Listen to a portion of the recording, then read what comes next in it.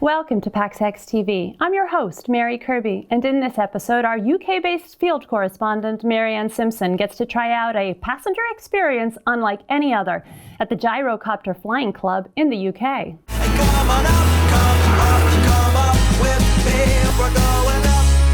We'll also discuss how the Galaxy Note 7 device debacle is serving as a reminder to passengers about the importance of adopting a pre-flight checklist for their devices. And we'll uncover brand new mapping technology for airports and passengers. But first, a quick word from our sponsor, GoGo. How do we deliver the best performing IFC technology to aircraft? We focus on the plane first. Our aircraft expertise lets us install fast and minimize touches, keeping planes in service where they belong. And now our high bandwidth, future-ready global solution, 2KU, is in flight. New and better services for passengers, greater operational efficiency for our partners. The 2KU era has begun. Over to you, Maryann. I'm incredibly fortunate this month to be shooting the PaxX TV field report here at Tur Western Aerodrome, smack dab in the center of the UK. Just a few kilometers to my right, over that way, we have Silverstone Race Circuit, which is home to UK Formula One. But we're not here today to talk about cars. We're not even here to talk about airplanes. Today, we're gonna fly in a gyrocopter. A range of factory production models that came on the market about 10 years ago have resulted in this becoming one of the fastest growing forms of sport aviation in the country. Before landing his role as the flying instructor at Gyrocopter Experience Silverstone, Phil was a professional race car driver for more than a decade. He's also a licensed aircraft and helicopter pilot. Aviation really took over from where motor racing left off. And actually, it's probably not that unusual. You know, there's quite a few guys that have done motor racing and then become very interested in aviation. But for me, it's been a real passion. And the only regret that I have with aviation is I didn't start 20 years earlier. Despite having driven and flown some quick, powerful machines in the past, Phil says the gyrocopter is among his all-time favorite rides. With motor racing, I think at Le Mans I had 550 horsepower, and with the gyroplane you see behind me, I think that's got 115 horsepower, but actually the fun factor is equal, if not more, with the gyroplane. It's the thing that attracted me to the gyroplane is fundamentally it's flying in its purest sense. They become very relevant to people flying GA. You know, most people that fly or have a PPL license in the UK, they're probably not doing massive trips abroad where they're in the cockpit for 5 or 6 hours. Most people tend to fly a couple of 3 hours a day, you know, sort of leapfrogging, if you like, from one local airfield to another to have a bacon sandwich and a cup of tea. And with the gyroplane, you really do get to see the countryside up close and personal. You know, there's no need to fly at 2,000-3,000 feet with a gyroplane.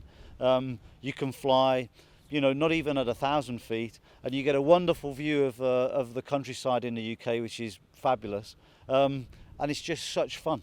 With a gyroplane, you've got an engine at the back which drives the propeller, which provides a forward motion, and the rotors, they effectively windmill in the airflow that's generated by the prop pushing the gyroplane through the air, and they are in what they call auto rotation, and that's providing our lift to maintain us in the air. Flying in the gyrocopter was an experience quite unlike any I've had before, and I could definitely see why so many folks in the UK and around the world are drawn to this pastime. If your passion is, whatever your passion is, the important thing is if you're thinking about going flying, you really should do it before you get too old to fully engage. If you're interested in coming to fly a gyroplane, by all means come to Gyrocopter Experience at Silverstone. You know, you'd be more than welcome to come and fly here.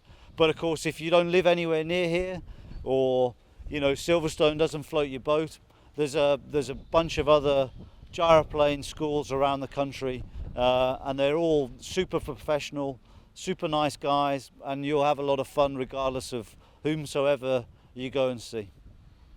Thanks, Maryann. Airline passengers are permitted to carry most portable electronic devices on board aircraft for their own personal use. But regulators and airlines are having to remain flexible in their guidance on the matter. Last year, airlines around the world banned the Hoverboard due to concern over its potentially combustible lithium-ion battery. This year, passengers are being warned about the Samsung Galaxy Note 7, which was recalled after reports emerged of devices exploding. The Note 7 problem was recently brought into stark relief for airline passengers, however, when it caught fire on a Southwest Airlines flight. The device was a replacement model, reports Reuters. Considering these events, it's important for passengers to do the following. Check out the battery and PED safety guidance provided by your country's safety regulator.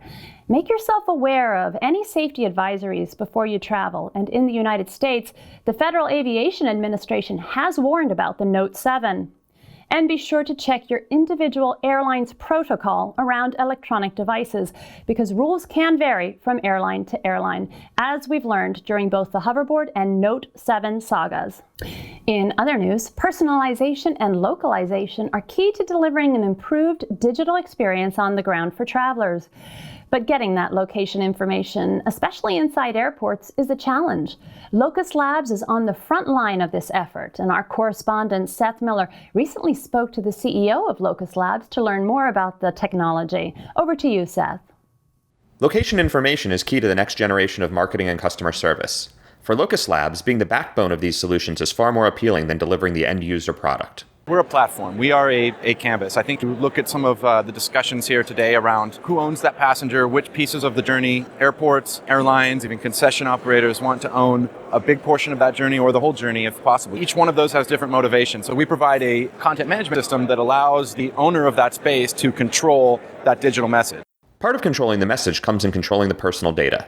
Locus Labs' role as the infrastructure provider gives it a unique opportunity to not care so much about those personal details. We don't do is store any personal and identifiable information on our side, which is tied up to the app. So what we have is basically, here's a location of a passenger that gets sent back to the app that knows, hey, there is a person here. They can then tie that to their existing database. With major airlines such as United and American already on board, Locus Labs location services are a big part of many passengers' travel experience today. Thanks, Seth. That's all for this edition of PAXX TV. Join us again next time for the latest news on the passenger experience. It's a great day. I'm